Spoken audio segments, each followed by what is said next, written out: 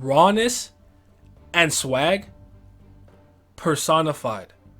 That's it. That's the video. Thank you for watching. Have a good day. In all seriousness, I'm of the belief that Season 3's start was saved by the introduction of Baylord Yama. I think he's the best new character introduced this season thus far of the time of this video. And in a lot of ways, I was shocked. Yama's a pretty multifaceted, nuanced, and character with a lot of depth, on top of being fun to watch, and he's strong as shit. So without further ado, let's talk about the monarch of the mutts, the emperor of the canine people, the king of the Houndborns, Baylord Yama. I got no time to parlay, unless it's big checks or parlays. I've been rich, it's not far away. Light the spliff and I stargaze. Consultation with the constellations. They said the world was in a dark phase. It got me desperado for protection. Carry big strap in a guitar case. Throughout the course of this video, you're going to hear me say Houndborn instead of canine people. I read multiple translations for Tower of God, and my favorite one calls the canine people Houndborns. I just think it sounds cooler and sounds better. That's it. That's all. So hopefully that doesn't confuse anyone. With that out of the way, we can focus. Oddly enough, I want to start with Yama's character design first because it presents an interesting juxtaposition to a lot of his real personality traits. He is a dog, an animal that we associate with certain traits such as loyalty. He's got bright, vibrant red hair, a color that we usually associate with rage, recklessness, and somebody who is hot-blooded. On top of being like 9 feet tall, he's very imposing. He's got sharp teeth, defined ears, and also his hair is very spiky and jaggy, and he has sharp claws. So the dude is supposed to be scary looking in a general sense, and we'll touch on the significance of that momentarily. I bring this up because I actually think the man is low-key a marshmallow underneath the hardened exterior. But since he's a leader of an entire group of people, he presents himself how he does because originally Doom was the leader. He was never meant to lead. He's a lone wolf who cared about his people so much he took out both his literal brothers to save them all. Kicked out Paul and trapped Doom in order to use Doom's fang in order to ensure the continuation of the Houndborns. It is actually extremely vital to highlight this because there was a moment in time in the narrative where it seemed possible that Yama just usurped the seat of power from Doom by sealing him and then kicked out Paul solely for the purpose of being king of the canine people. While morality and ethics in the tower is going to depend on the person and what perspective they're coming from, it was important to highlight that there's a part in the story where we weren't sure where Baylord Yama's kind of allegiances lied. We didn't know if we were really fucking with him. But obviously, in due time, this stuff was later expanded on upon, and we learned that Paul was just kind of always lagging behind and it's sort of a non-factor, even though he has his own factions, and Doom was kind of an asshole. Still, he could have killed them, but he chose not to. Now, that all being said, yes, Yama does care about his race, but don't get it twisted because this nigga is raw. Yama doesn't make empty threats and is willing to do what it takes, even if that means killing Doom, thus ending the continuation of the bloodline of the Houndborns. He saw no other way but gave Bam and Karaka a chance regardless, because I think deep down, as much as he does not fuck with this guy and he doesn't like how he operated when he was the leader, I don't think he wants to kill his brothers. I really don't think he wants to kill Doom. When the Elder Envoy removed the nucleus of his armor, he was going to detonate that part of his armor, thus killing a bunch of canine people in that residential area. And to my surprise, Yama actually ends up complying because he cares so much about his people. But he does something here that I find is very, very interesting. And let's talk about it. Baylord Yama is a master of fear. You may have heard me say, Caliban has a lot of presence when he's on panel. I feel similarly about Yama, but I would describe his on-screen presence as imposing. SIU has a tendency to draw Yama in such a way that it instills fear into all those around him and the reader. Think about the stories about him, how even Karaka fears him, his clan fears and respects him, his own brothers are terrified of him, especially Paul. Yama's got what I call a passive Shinsu ability, which makes him completely resistant to Shinsu of anybody who is afraid of him. Seriously. Even if that was in the past. It's for this very reason I actually think it's brilliant how much he consistently plays to that. Think about it. He tests Bam this way by trying to instill fear into him before even really beginning negotiations. Even Mule, the Elder Envoy, not the Goat Mule Love, but the Elder Envoy, was pissing himself after Yama kneeled and then threatened him. Mule had leverage. He was still in a position of power and he was fucking terrified.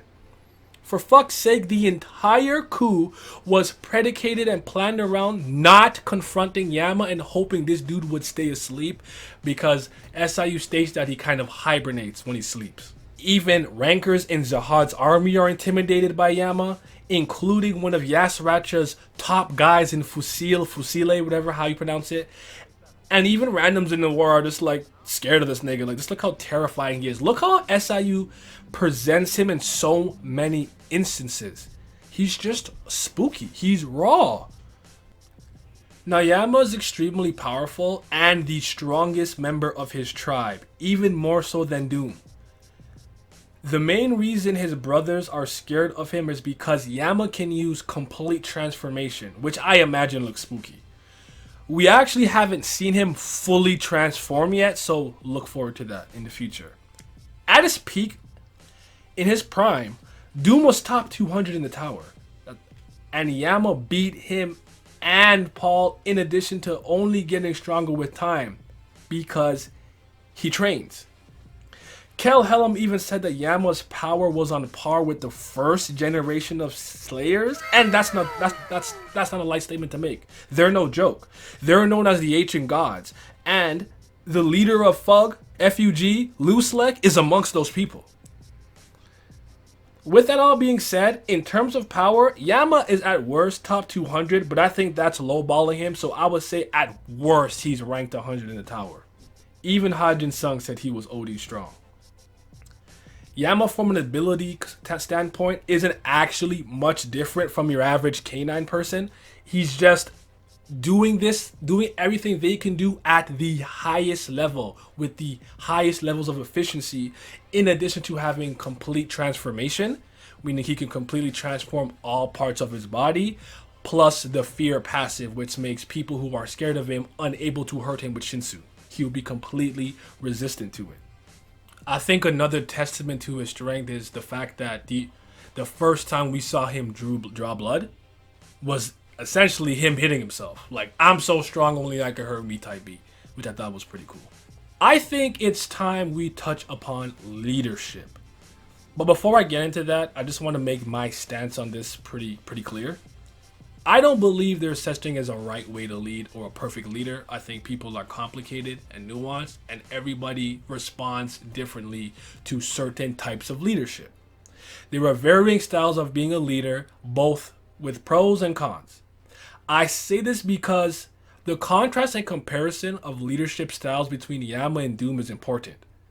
The only thing they both did that was really similar was lie for the greater good in Yama's case.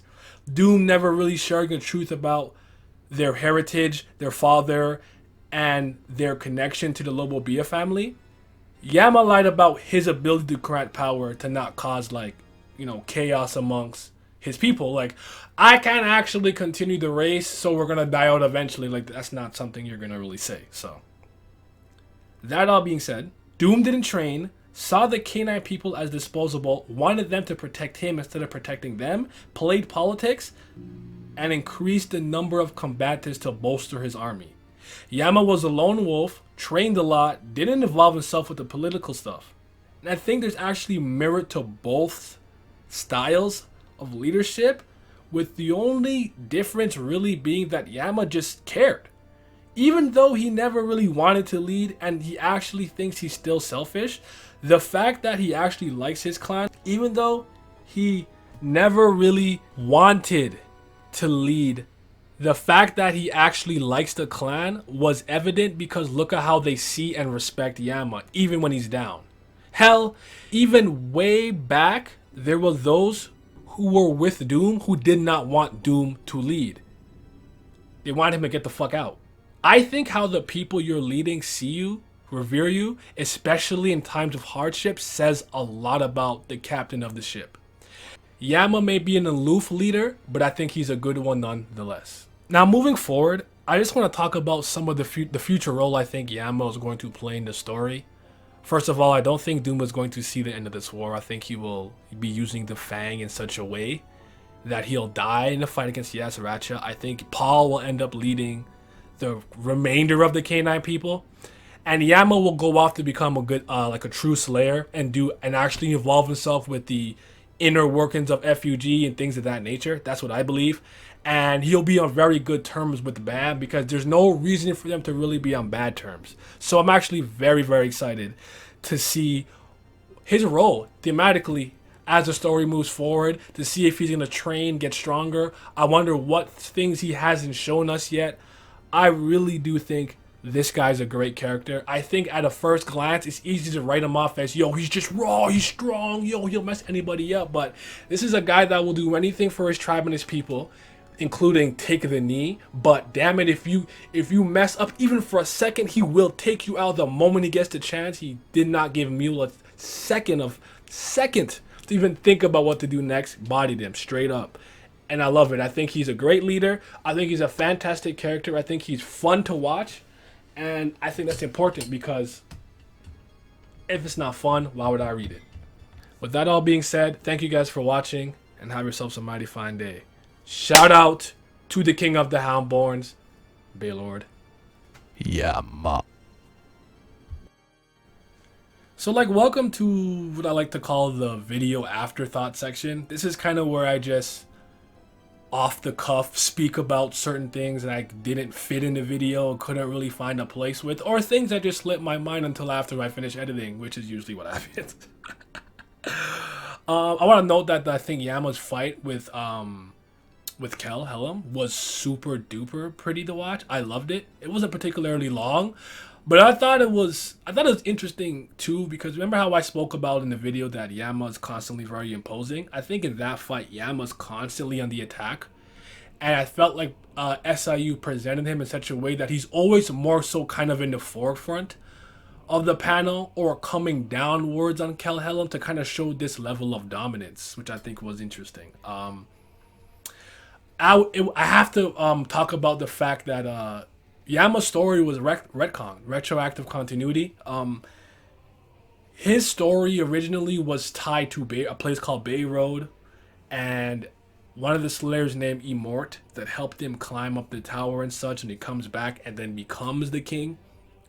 But SIU has since kind of scrapped that idea and went with the whole three brothers narrative, on top of adding the father and them being part of the Lobobia family. And the only reason I haven't really spoken about this much or complained about it is because I actually think that is still a very strong backstory. I think the story of the Baylords and Yama is still very strong, even though I am a little disappointed there's less F.U.G connection that I'd like, because I really wanted to see how Immort was going to play into all this, but it is what it is. I think Yama's kind of viewpoint on Paul is hilarious. He just thinks that nigga is a bitch nigga. Like, it's straight up like, you can send 100, it doesn't matter how many Pauls you send at me, or at the same time, I'll beat his ass. So it's just so funny. It's just like, and his relationship with Doom, because in a lot of ways, I don't think he likes Doom because of how he was, but there's always that familial love deep down inside, which, you know, it is what it is.